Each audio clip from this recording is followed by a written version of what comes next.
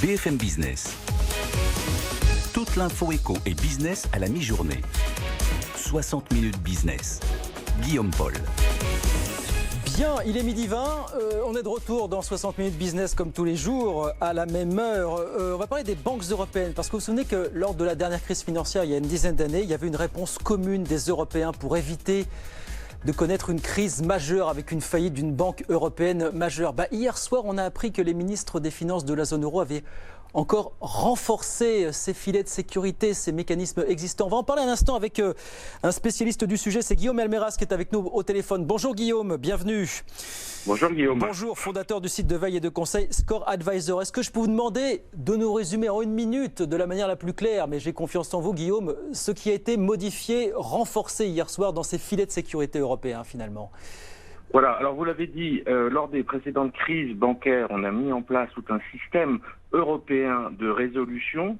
Ouais.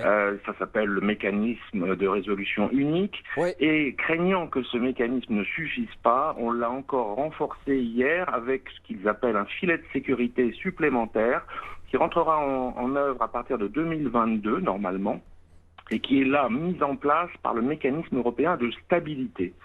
Alors, ce qu'il faut comprendre, c'est qu'il ne s'agit plus à travers ça de résoudre uniquement le problème que une ou quelques banques européennes pourraient poser, mais bien un problème beaucoup plus systémique avec plusieurs établissements. On a aujourd'hui en Europe des banques, notamment françaises, dont le total bilan dépasse le PIB de leur pays. Ouais. Donc évidemment, il faut quelques moyens pour intervenir auprès de tels mastodontes.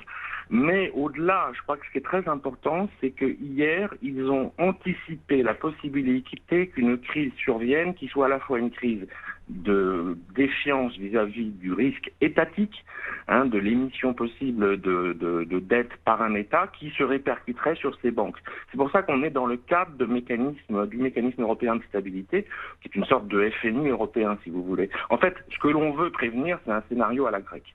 Oui, voilà. C'est ça, c'est un scénario à la grecque, ni plus ni moins. Est-ce que vous dites qu'entre ce qui avait été mis en place après la crise et ces nouveaux outils, l'Europe a tiré toutes les leçons qu'elle devait tirer de la crise de 2010 finalement, Guillaume? Alors, toutes les leçons, on pourra effectivement se demander si le mécanisme qui a été mis en place hier répond pour quelque chose qui risque d'arriver quand même avant 2022, même si aujourd'hui on mesure très très mal les risques effectifs qui peuvent se poser. Et puis surtout, je crois qu'une innovation importante, c'est que, souvenez-vous, en 2008, quand les États sont intervenus pour soutenir leurs banques, notamment la France, ils ont agi tout seuls. Et ce qui s'est passé hier, c'est la décision que tout cela aura lieu dans le cadre d'une surveillance véritablement européenne. C'est ça. Parce que si on soutient des banques, on les recapitalise. Donc on rentre à leur capital. Mais ça, ce sera plus seulement un État. Pour ces banques, ce sera l'Europe. Bon, est-ce que ça nous met en guise de conclusion à l'abri de tout risque systémique désormais, Guillaume, en 30 secondes? Voilà, c'est la question qu'on se pose aussi. Parce que les banques ne vont pas si bien que ça aussi, elles non plus aujourd'hui, malheureusement.